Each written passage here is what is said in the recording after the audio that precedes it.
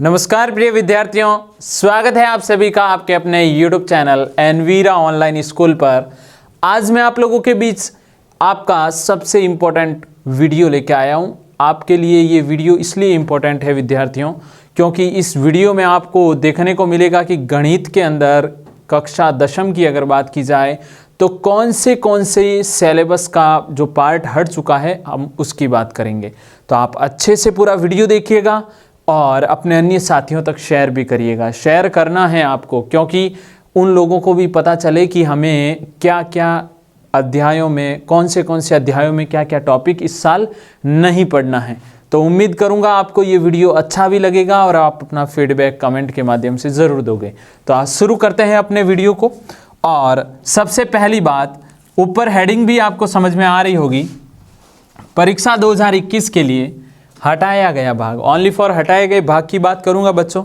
और शानदार तरीके से आपको समझ लेना है कि कौन सी चीज़ों को इस साल हमें नहीं पढ़ना है। कौन सा सब्जेक्ट? गणित। कौन सी? कक्षा 10 की बात करूंगा। यहाँ पर अपन इकाई के अनुसार चलने वाले हैं। सबसे पहले पहली इकाई की बात करूंगा और पहले इकाई में है प्यारे बच्चों वैदिक गणित। क्या है? वैदिक गणित। और वैदिक गणित के अंदर क्या चीज हट गई है उसे समझिएगा। अध्याय का नाम भी आपको पता है, वैदिक गणित ही है बच्चों।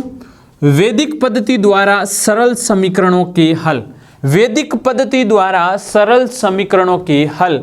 और समीकरण का हल अपन वैदिक मेथड से जो करते थे वो चीज़ें अब की बार हटा दी गई है। तो आपको उन चीज़ों को नहीं पढ़ना है बच्चों, ठीक है ना। उसके बाद दूसरी इकाई आपकी है संख्या पद्धति, और संख्या पद्धति का अध्याय है दूसरा, वास्तविक संख्याएं। और बच्चों पूरा अध्याय हटा दिया गया है, यानी दूसरा अध्याय पूर्णतया खत्म। जो आपका अध्याय नंबर 2 है वो पूरा का पूरा क्या किया गया है बच्चों? हटाया गया है। वास्तविक संख्या इस साल आपको नहीं पढ़नी है। अच्छे से बात समझ लेना, वास्तविक संख्याओं के बारे में अब की बार आपको नहीं पढ़ना है। उसके बाद बच्चों में तीसरी यूनिट की बात करता हूं, और तीसरी यूनिट में है आपके बीजगणित, अलजेब्रा। अलजेब्रा के अंदर आपके 3 अध्याय हैं। एक तो है बच्चों बहुपद। कौन सा है? बहुपद। दूसरा है 2 चरों वाले रेखिक समीकरण, रेखिक एवं असमीकाएं यानी ग्राफ, जहां से हर साल 6 नंबर का प्रश्न बच्चों 100% पूछा जाता है। और कहीं बच्चे तो विशेषकर यही प्रश्न अच्छे से तैयार करके जाते हैं। अब देखिएगा, और समांतर श्रेणी। तो अब बात कर लेते हैं क्या क्या हटा है। बहुपद की बात करूं तो वास्तविक गुणांकों वाले बहुपद पर भाग, एल्गोरिथम पर लघुत्तम कथन तथा सामान्य प्रश्न, बीजीय व्यंजनों। अब देखना बच्चों, यहां तक आपको एक चीज समझा देता हूं कि यहाँ पर इसने वास्तविक गुणांकों वाले बहुपद पर भाग, यानी जो अपन भाग लगाते थे, भाग लगाने वाली चीज़, यानी ये यहाँ पर आपको पता हो तो अंदर होता है भाज्य, बाहर होता है भाजक, इधर क्या होता है बच्चों? भागफल। क्या होता है? भागफल। और यहाँ पे क्या होता है बच्चों? शेषफल। यानी यहाँ पर तो प्रश्नावलियाँ भी खूब सारी हैं। 3.1 है, 3.2 है, 3.3 है, 3.4, ऐसी खूब सारी प्रश्नावलियाँ हैं और अक्सर यहाँ से प्रश्न भी बनता है। लेकिन अब की बार बहुपद पर भाग वाला कॉन्सेप्ट हटाया गया है। उसके बाद बच्चों देखना, लघुत्तम समापवर्तीय और महत्तम समापवर्तीय, कुछ 1-2 प्रश्नावलियाँ संपूर्णतया इसी के ऊपर आधारित हैं। यानी जहाँ पर कुछ आपको 2 पद मिलते हैं और आपको कहा जाता है इन दोनों पदों का लसप ज्ञात करो, लघुत्तम समापवर्तीय। उसके बाद में आपको कहा जाता है मसप ज्ञात करो, इन्हीं 2 व्यंजकों का महत्तम समापवर्तक। तो ये चीज़ें अब की बार हट चुकी है बच्चों, क्योंकि अपन डिस्कस कर रहे हैं हटाए गए सिलेबस के बारे में। और जो चीज़ हटी है स्क्रीनशॉट ले लीजिएगा, बुक को खुली रखिएगा ताकि आप साथ साथ में लिखते जाओ और बुक में से क्रॉस करते जाना है। उसके बाद बहुत ही शानदार 2 चरों वाली रेखिक असमीकाएं हटा दिया गया है। और मैं तो कहता हूँ कोई दिक्कत नहीं है, यहाँ से प्रश्न पिछले काफ़ी टाइम से बना ही नहीं है। पिछले 3-4 सालों के अगर पेपर उठा लो आप तो आप देखोगे कि यहाँ से प्रश्न ही नहीं बना। असमीका यानी x + y > 5, x minus y less than equal 6। यानी यहां से प्रश्न ऐसा एग्जाम में देखने को कभी मिला ही नहीं बच्चों। प्रश्न कैसा आता है? प्रश्न ये 2x प्लस वाई बराबर 5 और x प्लस वाई बराबर 6, ये दो आपको समीकरण मिल गए। इन दो समीकरणों को आपको आलेख्य विधि से हल करना होता है और इनके दोनों का एक बिंदु निकालना होता है। अगर ये कहीं पे क्रॉस करे, प्रतिच्छेदी हो, तो वो बिंदु निकालिए। अगर ये समानांतर चल रहे हैं तो इनके कोई हल नहीं होंगे। और अपरिमित रूप से अनेक हल यानी एक के ऊपर एक लाइन चले तो उस कंडीशन में क्या होता है, उसके लिए आप लोगों को याद होना चाहिए बच्चों, और आपको पढ़ना भी है इस साल A1 A2 B1 B2 C1 C2। यहाँ पर 3 कंडीशन होती है बच्चों। एक कंडीशन जब तीनों बराबर नहीं, एक कंडीशन जब तीनों बराबर, और एक कंडीशन में 2 बराबर और 2 बराबर नहीं। तो ये कंडीशनें होती है और उसके अकॉर्डिंग अपन आलेख्य विधि से इनका हल निकालते हैं। 9th में भी बहुत ही शानदार तरीके से हम लोगों ने समझा था और इस साल और बेहतरीन तरीके से पढ़ने वाले हैं। और बच्चों एक चीज़ बता दूं आपको, अब की बार आपका जो सिलेबस जो कम हुआ है वो आपके फ़ायदे में है, बिल्कुल फ़ायदेमंद साबित होगा। क्यों? उसका रीज़न बता दूं कि आपके सिलेबस कितना रहा है बच्चों? 60%। आपके सिलेबस कितना रहा है? 60%। यानी इसका सीधा अर्थ ये बनता है कि आपके पहले 20 पार्ट थे बच्चों। जैसे माना एक एग्जाम्पल के तौर पे ले रहा हूँ कि पहले अपन को 20 पार्ट पढ़ने थे। कितने पढ़ने थे? पहले 20 पार्ट मेरे को पढ़ने हैं, लेकिन अब मेरे को 60%, 20 का 60% कितना होता है बच्चों? 12 पार्ट ही पढ़ने हैं। अब देखो, अब मेरे को कितने पार्ट पढ़ने हैं? 12 पार्ट। तो फायदा हुआ ना। अब बोर्ड में सोचो, आप बोर्ड में क्या सोचें? बोर्ड में अब अच्छे मार्क्स लाने का आपकी बार बेहतरीन मौका है, बेहतरीन मौका आपकी बार अच्छे नंबर लाने का। बोर्ड एग्ज़ाम में आप बहुत ही शानदार मार्क्स, नो डाउट 100%, अगर आप मेरे साथ जुड़ के कंटिन्यू तैयारी करते हो तो वादा मेरा है आप लोगों को बोर्ड एग्ज़ाम में बेहतरीन अंक दिलाने का। कंटिन्यू आपको देखना है, पहले पूरा वीडियो ये समझिए और फिर नेक्स्ट अपन सिलेबस शुरू करेंगे, वो भी वीडियोज़ देखना शुरू हो जाए। उसके बाद बच्चों समांतर श्रेणी की बात करता हूं। समांतर श्रेणी में n पदों के योग मानक परिणाम निकालने की विधि, यानी कुल मिला के योग ज्ञात करने की विधि हटा दी गई है। योग ज्ञात करने के फॉर्मूले थे बच्चों SN बराबर आपको याद होना चाहिए, सॉरी अब की बार नया है आप लोगों के लिए, 9th में आप लोगों ने नहीं पढ़ा। SN बराबर n/2 कोष्ठक 2a + n-1 इंटू डी, ठीक है ना बच्चों। और उसके बाद SN बराबर n/2 कोष्ठक a + l, ये भी एक फॉर्मूला है, ये भी योगफल का है, ये भी योगफल का है। यहाँ पर समांतर श्रेणी को बनाने का, समांतर श्रेणी का nवां पद ज्ञात करने का, समांतर श्रेणी का 12वां 15वां ऐसे पद ज्ञात करने के वो कॉन्सेप्ट को नहीं हटाया गया है। यानी एक फॉर्मूला था an बराबर a + n-1 इंटू डी। यानी अगर कोई समांतर श्रेणी दे रखी है तो उसका nवां पद अगर आपको ज्ञात करना है तो ये फॉर्मूला अपन यूज करते थे, an बराबर a + n-1 इंटू डी। और ये अभी नहीं हटा, केवल योगफल की बात हो रही है जो हटा दिया गया है। यानी योग पर आधारित परिणाम निकालने की जो विधि है, यानी योगफल ज्ञात करने की विधि है, वो हटाई गई है प्यारे बच्चों। तो अच्छे से आपको समझ में आ गया है, समझ में आ गया है तो 3 इकाइयों में क्या क्या चीज़ हटी है वो आपके सामने है। मैं हट जाता हूँ, आप स्क्रीनशॉट ले लीजिए और अच्छे से बुक में क्रॉस करते हुए चलें। और अब की बार क्या पढ़ना है वो भी नेक्स्ट वीडियो में मैं बताऊंगा, आप लोगों को डरने की ज़रूरत नहीं है, लेकिन अभी क्या नहीं पढ़ना है वो पहले दिमाग में फिक्स कर लीजिए। आगे बढ़ते हैं बच्चों, और अपन ने 3 इकाई यानी 3 इकाइयों तक जो जो चीज़ हटी है उनके बारे में अच्छे से बात कर ली है। अब इकाई नंबर 4 की बात करता हूँ। इकाई नंबर 4 में बच्चों मैं आपको बता दूँ कि आपके त्रिकोणमिति वाला अध्याय है, और त्रिकोणमिति में भी 2 अध्याय है बच्चों। कौन सा? त्रिकोणमितीय अनुपात और त्रिकोणमितीय सर्वसमीकाएं। और आपको बता दूं कि त्रिकोणमिति आपके लिए नई नहीं है, क्योंकि 9th में आप पढ़ते हो कुछ बेसिक चीज़ें, 9th में आप लोगों ने पहले भी पढ़ रखी है वो चीज़ें, आगे उनसे आगे एक स्टेप आगे बढ़ना है। अब देखो त्रिकोणमितीय अनुपात के अंदर जो चीज़ पढ़नी है वो है जो हट गई है त्रिकोणमितीय अनुपातों में संबंध। बच्चों बहुत ही इंपॉर्टेंट चीज़ हट चुकी है, त्रिकोणमितीय अनुपातों में संबंध।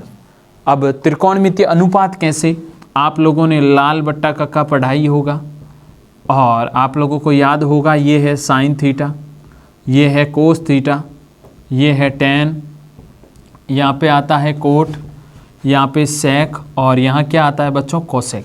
ये अनुपात है, त्रिकोणमितीय अनुपात। इनके मध्य जो संबंध आप लोगों ने 9th में भी पढ़ा है, लेकिन अब 10th के अंदर इनसे रिलेटेड जो भी संबंध की बात होगी तो वो आप अपने दिमाग से बाहर निकाल दीजिए, क्योंकि वो आपको नहीं पढ़ना है। और मैं आपको बता दूं, त्रिकोणमिति टेबल भी आप लोगों को इस साल पढ़नी है। और त्रिकोणमिति टेबल के अंदर आप लोग क्या पढ़ने वाले हो, यहाँ पर थीटा है 0 degree, 30 degree, 45 degree, 60 degree, 90 degree, यानी ये कुछ एक मान है बच्चों। इन मानों के ऊपर आपको साइन, कोस, टैन, कोट, इन सभी के मान निकालने होते हैं। Sine, cos, tan, cot, sec and cosec, ये जो 6 त्रिकोणमितीय मान हैं, इनके मध्य अनुपात में ये संबंध है। लेकिन ये नहीं हटाए, ये चीज़ आपको देखनी पड़ेगी अच्छे से, लेकिन जो अनुपात संबंध है वो पूर्णतया हटा दिया गया है। उसके बाद नेक्स्ट त्रिकोणमितीय सर्वसमीका बच्चों, त्रिकोणमितीय सर्वसमीका, और उसकी बात की जाए तो पूरक कोणों के त्रिकोणमितीय अनुपात। पूरक कोण, अब पूरक कोण कैसे होते हैं आप लोगों को याद दिला दूं कि कोण 2 कैटेगरी में बांटे हुए हैं, जैसे पूरक और समपूरक, यानी कैटेगरियां तो खूब सारी हैं, लेकिन पूरक और समपूरक 2 प्रकार की कैटेगरियां हैं। अब मैं उसकी बात करूं तो इसमें क्या है, पूरक की अगर बच्चों में बात करूं तो जब 2 कोणों का योग, जब 2 कोणों का योग बच्चों, जब 2 कोणों का योग इक्वल हो आपके 90 डिग्री, तो उसे कहते हैं पूरक कोण एक दूसरे के। और अगर यही मैं संपूरक की बात करूं बच्चों, तो जब 2 कोणों का योग, जब 2 कोणों का योग कितना हो, 180, कितना हो बच्चों, 180 डिग्री, तो उस कंडीशन में मैं बात करूंगा तब वो क्या होंगे, एक दूसरे के संपूरक होंगे। एग्जाम्पल के तौर पे 30 डिग्री का पूरक कोण कौन सा होता है बच्चों, 60, और 30 का संपूरक कोण होता है 150, क्योंकि इधर योग 180 होना चाहिए और इधर योग 90 होना चाहिए। उम्मीद करूंगा पूरक और संपूरक आपको अच्छे से समझ में आ गया होगा। और ये पूरक कोणों के त्रिकोणमितीय अनुपातों के मध्य जो संबंध है, वो संबंध क्या है, वो संबंध है बच्चों, जैसे साइन 90 माइनस थीटा बराबर कोस थीटा होता है बच्चों, और ऐसे कैसे कोस 90 माइनस थीटा साइन थीटा होता है बच्चों, टेन 90 माइनस थीटा क्या होता है, कोट थीटा होता है बच्चों, और कोट 90 माइनस थीटा क्या होता है, टेन थीटा होता है। ऐसे कैसे सेक 90 माइनस थीटा, सेक 90 माइनस थीटा क्या होता है बच्चों, कोसेक थीटा होता है, और कोसेक 90 माइनस थीटा क्या होता है बच्चों, सेक थीटा। तो ये है ना, ये सारे पूरक कोण संबंध है, ये सारे कौन से रिलेशन है, पूरक कोण संबंध, और ये हटा दिए गए हैं। यानी आपको स्पष्ट रूप से पूरक कोण त्रिकोणमितीय अनुपात अब की बार नहीं पढ़ने हैं। उसके बाद निर्देशांक ज्यामिति बच्चों, निर्देशांक ज्यामिति ये भी बेहतरीन एक चैप्टर है।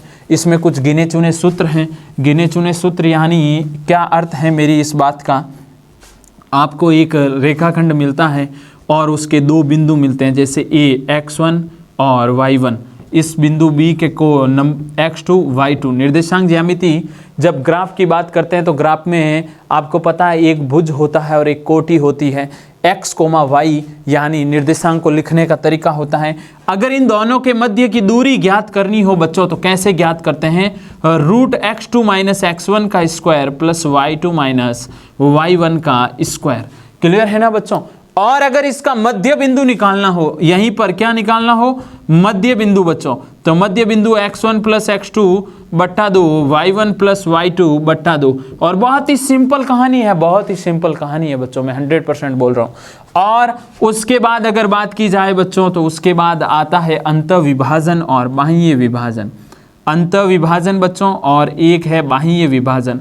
और आपके सामने बोर्ड पे आपके लिख रखी है एक लाइन कि आंतरिक विभाजन सूत्र त्रिभुज का क्षेत्रफल, यानी आंतरिक विभाजन सूत्र हटा और त्रिभुज के क्षेत्रफल का फॉर्मूला भी हटा।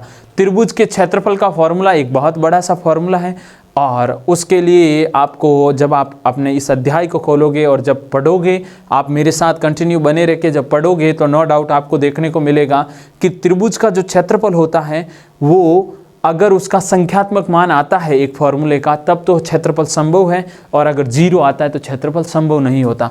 यहाँ पर आंतरिक विभाजन और बाह्य विभाजन क्या है, 2 अनुपात होते हैं m1 m2, उसके बेस पे फॉर्मूला बनता है m1 x2 plus m2 x1 बट्टा m1 plus m2, m1 y2 plus m2 y1 बट्टा m1 प्लस m2। ये कहानी किसकी है, आंतरिक विभाजन की है। बाह्य विभाजन में सब जगह माइनस आ जाता है बच्चों, ठीक है ना। तो उम्मीद करूंगा ये चीज़ें आप अच्छे से अपनी नोटबुक में लिख भी रहे होंगे और क्रॉस भी साथ में बुक में लगा रहे होंगे, क्योंकि ये हटा दी गई चीज़ें हैं और ये इम्पोर्टेंट इसलिए है क्योंकि यहाँ से सवाल बहुत ही काफ़ी टाइम से बन रहा है और वो चीज़ें आपके हटा दी गई है। और अब जो पीछे कॉन्सेप्ट बचा है ना बच्चों, बहुत इजी है, इजी कॉन्सेप्ट है, तो इजी कॉन्सेप्ट से अंक हासिल करना भी बहुत ही इजी आसान हो जाता है। और अंक हासिल करोगे तो मार्कशीट आपकी अच्छी लगेगी, मार्कशीट आपकी अच्छी लगेगी बच्चों, इसलिए जम के तैयारी कर लीजिए, अब की बार बेहतरीन मौका है आपके पास। उसके बाद बच्चों मैं बात करता हूं, निर्देशांक ज्यामिति हो गई। उसके बाद छठी यूनिट है ज्यामिति, और ज्यामिति में कुछ 2 अध्यायों के बारे में मैंने बोर्ड पे लिखा है। अध्याय अभी और भी है, 2 अध्याय कौन से? बिंदु एवं संगामी रेखाएं, बिंदु एवं संगामी रेखाएं। और यहां पर बच्चों परिकेंद्र, अंतकेंद्र और लंब केंद्र, यानी त्रिभुज के संगामी बिंदु। ये जैसे एक त्रिभुज है बच्चों, तो यहां पर ये शीर्ष से यहाँ तक एक रेखाखंड खींचा, ये तीनों एक बिंदु पे मिले बच्चों, तो ये संगामी बिंदु, ये मेरे लिए क्या है? संगामी बिंदु। परिकेंद्र, अंतकेंद्र और लंब केंद्र वाले कॉन्सेप्ट हट गए हैं। यहाँ पर आपको जैसे त्रिभुज है, इस त्रिभुज की अगर त्रिभुज के कोण का समद्विभाजन करना होता है तो वो भी इस प्रकार होता है, भुजाओं का लंब समद्विभाजन, ये सारी चीज़ें खैर बाद की बातें हैं, लेकिन अभी आपको बस इतना ध्यान देना है कि बच्चों आपके लिए जो चीज़ हटी है वो ये है, परिकेंद्र, अंतकेंद्र और लंब केंद्र। बहुत बड़े अध्याय हैं लेकिन बहुत फ़ायदा हो गया, क्योंकि बहुत अच्छी अच्छी चीज़ें जो आपकी काफ़ी आप लोगों के लिए हार्ड थी वो हट चुकी है। उसके बाद मैं बात करूं समरूप त्रिभुज की, तो समरूप त्रिभुज के अंदर बच्चों 2 समरूप त्रिभुजों का क्षेत्रफल, 2 समरूप त्रिभुजों का क्षेत्रफल, समरूप त्रिभुजों का क्षेत्रफल बच्चों, सर्वांग सम नहीं, समरूप, आपको पता होना चाहिए समरूप का ये सिंबल है। और समरूपता की अवधारणा से बोधायन प्रमेय का सत्यापन हटा है बच्चों। बोधायन प्रमेय, कर्ण स्क्वायर बराबर आधार स्क्वायर प्लस लंब स्क्वायर, इसका सत्यापन भी बच्चों क्या हो चुका है? हट चुका है। उसके बाद बोधायन प्रमेय पर आधारित कुल महत्वपूर्ण परिणाम, बहुत सारे परिणाम जो बोधायन प्रमेय के ऊपर आधारित होते हैं, वो सारी चीजें बच्चों हटा दी गई है। तो उम्मीद करूंगा ये सारी आप स्क्रीनशॉट लेके सेव कर लोगे, आप स्क्रीनशॉट ले लीजिए। और अब आपका जो काम है बुक में क्रॉस करने के साथ ही आपको शुरू हो जाना है कि मेरे को अब तैयारी कैसे करनी है। और मैं बार बार बोल रहा हूँ, अब की बार मौका है, अब की बार इस मौके को आप चूकिएगा ना। नेक्स्ट देखते हैं कि ज्यामिति के अंदर और कौन से अध्यायों में क्या चीज़ हटी है। तो बच्चों अब आगे बढ़ते हैं और अपन क्या देखने वाले हैं, जो अपना छठा यूनिट है ज्यामिति, उसके अंदर अपन ने 2 पार्टों के बारे में आपको मैंने समझा दिया। अन्य 2 पार्ट यानी कौन से? वर्त एवं ज्यामिति। देखो बच्चों यहाँ पर चक्रीय चतुर्भुज वाला कॉन्सेप्ट है ना, वो हट चुका है। और यहाँ से पिछले 2 सालों के अगर पेपर आप उठा के देखोगे तो एक प्रश्न आपको देखने को मिलता है चक्रीय चतुर्भुज से रिलेटेड। और आपको मैं बता दूं कि जैसे ये वर्त है, वर्त की परिधि को स्पर्श करने वाला, वर्त की परिधि को स्पर्श अगर उसके चारों शीर्ष कर रहे हैं तो वो जो चतुर्भुज होगा वो चक्रीय चतुर्भुज कहलाता है बच्चों। और चक्रीय चतुर्भुज के 2 सम्मुख कोणों का योग कितना होता है बच्चों? 180। चाहे ये 2 कोण ले लीजिए, चाहे ये वाले 2 कोण ले लीजिए बच्चों, योग कितना होगा इन दोनों का? 180 ही होता है। ये चक्रीय चतुर्भुज हट चुका है। उसके बाद वर्त की स्पर्श रेखाओं, वर्त की स्पर्श से संबंधित प्रमेय जीवा एवं एकांतर वर्तखंड के कोण, वर्त की स्पर्श रेखा यानी उससे संबंधित जो भी आपके प्रमेय थे वो हट चुके हैं। जीवा, अब आप कहोगे जीवा क्या होती है? ये वर्त है, इस वर्त के अंदर एक स्थित एक ऐसा रेखाखंड जो वर्त को 2 टुकड़ों में बांट दे। और आपके एक प्रमेय भी लिखा हुआ है, प्रश्न भी आता है कि जो वर्त का व्यास होता है क्या वो वर्त की सबसे बड़ी जीवा होती है? बिल्कुल सत्य बात है, क्योंकि व्यास भी तो वर्त को 2 बराबर हिस्सों में बांटता है बच्चों। ये कहानी है वर्त की जीवा की। उसके बाद एकांतर वर्तखंड के कोण, वर्तखंड के एकांतर कोण, ये चीज़ हट चुकी है, इसका विशेष ध्यान दे दीजिएगा। वर्तखंड के, अब जैसे यहाँ पर ये वाला कोण और ये वाला कोण, ये वाला कोण और ये वाला कोण बच्चों क्या होता है? बराबर होता है। क्या होता है? बराबर होता है। ये चीज़ भी आपको ध्यान रखनी है बच्चों, बहुत ही सिंपल कॉन्सेप्ट है। और ये दोनों योग कितने होते हैं? जैसे ये ए है, ये बी है, ये सी है, ये डी है, तो कोण ए प्लस कोण सी 180 होता है। कोण बी प्लस कोण डी कितना होता है 180 होता है। घूम फिर के कहानी चक्रीय चतुर्भुज हट चुका है। एकांतर कोण ये जैसे दो रेखाएं हैं तो ये इसका क्या है एकांतर कोण है बच्चों। ये और ये एकांतर, जैसे अगर ये तिर्यक रेखा खींच दूं, ये एक तिर्यक रेखा का काम करें तो यहाँ पर जैसे मैं वापस आपको समझा दूं, ये दो लाइनें हैं और ये तिर्यक रेखा, तो ये एकांतर कोण होते हैं यानी एक दूसरे के विपरीत स्थित कोण। उसके बाद ज्यामिति वाले अध्याय की बात करूं बच्चों तो उसमें दो वर्तों की उभयनिष्ठ स्पर्श रेखाओं की रचना, दो वर्तों की उभयनिष्ठ स्पर्श रेखाओं की रचना। अब देखो दो वर्त हैं, ये दो वर्त हैं, इनकी उभयनिष्ठ स्पर्श रेखाएं, ये जैसे ये और ये दोनों इसकी स्पर्श रेखाएं, तो इनकी रचना का जो प्रश्न बनता था वो अब नहीं बनेगा।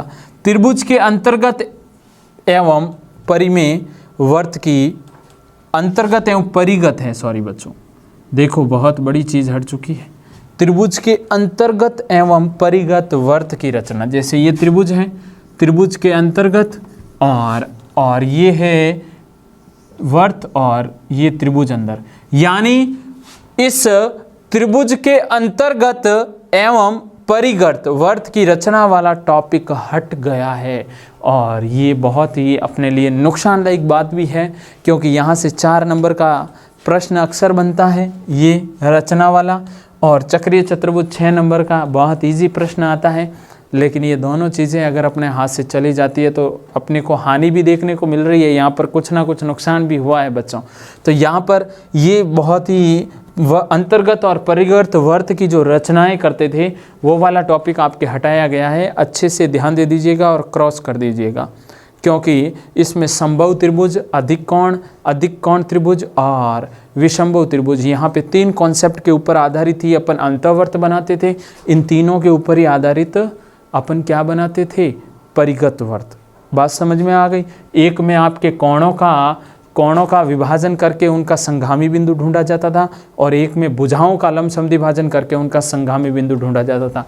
उसके बाद बच्चों क्षेत्रमिति, इकाई नंबर 7, कौन सी, क्षेत्रमिति।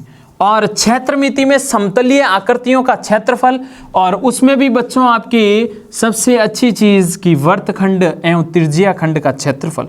अब वर्तखंड एवं त्रिज्या खंड क्या, जैसे ये वर्त है, वर्त में 2 त्रिज्याओं से घिरा हुआ भाग त्रिज्या खंड, और इसे मैं कहूँगा लघु त्रिज्या खंड। क्या कहूँगा बच्चों, लघु त्रिज्या खंड। और अगर इसका क्षेत्रफल देखूँ तो क्या होता है, पाई r स्क्वायर थीटा बटा 360, लेकिन ये तो इन्होंने हटा दिया है। उसके बाद अगर मैं बच्चों वर्तखंड देखूँ, जैसे यहाँ पर वर्तखंड की बात करते हैं, वर्तखंड की बात करें बच्चों तो वर्तखंड के अंदर वर्तखंड का क्षेत्रफल क्या होता है, ये वर्तखंड यानी एक परिधि, जीवा डालने से जो वर्त का टुकड़ा हो गया वो वर्तखंड है। और जब इसका क्षेत्रफल ज्ञात करना होता है तो आपको मैं बता दूं, इस पूरे में से आप त्रिभुज का क्षेत्रफल घटा देते हो, पाई r स्क्वायर थीटा बटा 360 minus 1/2 r square sine theta. लेकिन ये चीज़ें अब हटा दी गई है तो इसलिए इनको अब नहीं पढ़ें क्योंकि हटी हुई चीज़ों को पढ़ने से अब कोई फ़ायदा नहीं है। लेकिन ये चीज़ें आगे काम की है, इसलिए इन सूत्रों को साथ में याद ज़रूर कर लेना है। आपको डरने की ज़रूरत नहीं है, पूरा सिलेबस यहाँ पे कवर होगा। आप कंटिन्यू साथ में जुड़ोगे तो आप वीडियो जैसे कंटिन्यू देखते जाओगे, आपका सिलेबस हर टॉपिक वाइज हम क्लियर करवाते रहेंगे। उसके बाद बच्चों पृष्ठीय क्षेत्रफल एवं आयतन, पृष्ठीय क्षेत्रफल एवं आयतन, शंकु का पृष्ठीय क्षेत्रफल एवं आयतन हटाए। शंकु का पृष्ठीय क्षेत्रफल एवं आयतन हटा दिया गया है। आपको मैं याद दिला दूं कि इस अध्याय में अपन क्या क्या पढ़ते हैं, घन, घनाभ, बेलन, शंकु और गोला। और यहाँ पर पृष्ठीय क्षेत्रफल का आयतन में शंकु का पृष्ठीय क्षेत्रफल एवं आयतन हटा। ये एक शंकु है बच्चों और इस शंकु का पृष्ठीय क्षेत्रफल हट चुका है और आयतन भी हट चुका है। शंकु का पृष्ठीय क्षेत्रफल और आयतन हट गया है, बाकी आपके घन का नहीं हटा है, घनाभ का नहीं हटा है, बेलन का नहीं हटा है और गोले का नहीं हटा है। एक प्रकार के ठोस को दूसरे में बदलना सबसे इंपॉर्टेंट प्रश्न, क्योंकि एग्जाम में एक प्रश्न इससे जरूर आता है। क्यों? क्योंकि प्रश्न ये आ जाता है कि कुछ जैसे एक घन है, उस घन को पिघलाया और उस घन को पिघलाकर शंक्वाकार आकृति में बदल दिया, तो जो आयतन पहले था वो अब है, लेकिन ये आकार परिवर्तन वाला कॉन्सेप्ट अब हट चुका है। आकार परिवर्तन, जैसे एक बेलन, उस बेलन को पिघला के गोले बना दिए गए, समझ रहे हो ना आप लोग। बेलन को पिघला कर क्या बनाया बच्चों, गोले बना दिए। तो कुछ एक शंकु, उन जैसे इन शंकुओं को पिघला कर गोले बना दिए, तो आकार जो वहां पे था वही अब यहाँ पे है। तो ये चीजें अब आपको देखने को नहीं मिलेगी, यानी इनके ऊपर आधारित प्रश्न आपके एग्जाम में नहीं आएगा। और जब आप इस अध्याय की बात करते हो बच्चों, तो हर प्रश्नावली में 2 या 3 प्रश्न आपको इस टॉपिक से मिलते हैं, यानी एक ठोस को दूसरे ठोस के आकार में बदल देना। उसके बाद में बच्चों का इकाई नंबर 8 सांख्यिकी एवं प्रायिकता, उसके अंदर अगर मैं बात करूं तो बहुलक हटाया गया है बच्चों। माध्य का एवं बहुलक आप पढ़ते हो, ये दोनों चीजें तो पढ़नी है बच्चों, लेकिन बहुलक आपको नहीं पढ़ना है। बहुलक नहीं पढ़ना है, अच्छे से लिख लीजिएगा। और 6 नंबर हासिल करने का सबसे बेहतरीन मौका बच्चों के पास ये 3 टॉपिक पढ़ के होता है, क्योंकि इन 3 टॉपिकों के ऊपर आधारित प्रश्न एग्जाम में देखने को मिलते हैं। सिग्मा एफ एक्स बट्टा सिग्मा एफ, बहुलक क्या होता है, माध्यिका क्या होती है, ये आपके लिए इस साल आपको, जब आप कंटिन्यू हमारे साथ जुड़े रहोगे तो आपको देखने को मिलेगा। एक फॉर्मूला आप पढ़ते हो L plus F1 minus F0 बटा 2F1 minus F0 minus F2 into H। एक और फॉर्मूला देखने को मिलता है L प्लस N बट्टा 2 माइनस CF बट्टा F इंटू H। तो ये फॉर्मूले किसके हैं, आपको ये इस वीडियो सीरीज को देखना है, यानी ये सिलेबस में क्या क्या चीज़ें हटाई गई है उससे संबंधित वीडियो है। तो आप इससे आप अपनी बुक में क्रॉस कर दीजिएगा कि अब की बार मेरे को ये चीज़ें नहीं पढ़नी है। नेक्स्ट वीडियो में आप लोगों के लिए बनाऊंगा, जिसमें आपको ये बताऊंगा कि आपको इस साल क्या पढ़ना है। और वेरी मोस्ट ये दोनों वीडियोज़ आप लोगों के लिए होने वाले हैं। उम्मीद करूँगा आप लोगों ने अब पढ़ाई शुरू कर दी होगी, क्योंकि एग्ज़ाम होंगे, जब सिलेबस डिसाइड हो गया है तो आप दिमाग से ये चीज़ बाहर निकाल दीजिएगा कि मेरे एग्ज़ाम होंगे या नहीं। एग्ज़ाम ज़रूर होंगे। मिलेंगे नेक्स्ट वीडियो में कि आपके सिलेबस में क्या क्या चीज़ देखने को मिलेगी। स्क्रीनशॉट ले लीजिएगा आप लोग और अच्छे से पढ़ते रहे साथियों, विद्यार्थियों। धन्यवाद प्रिय विद्यार्थियों।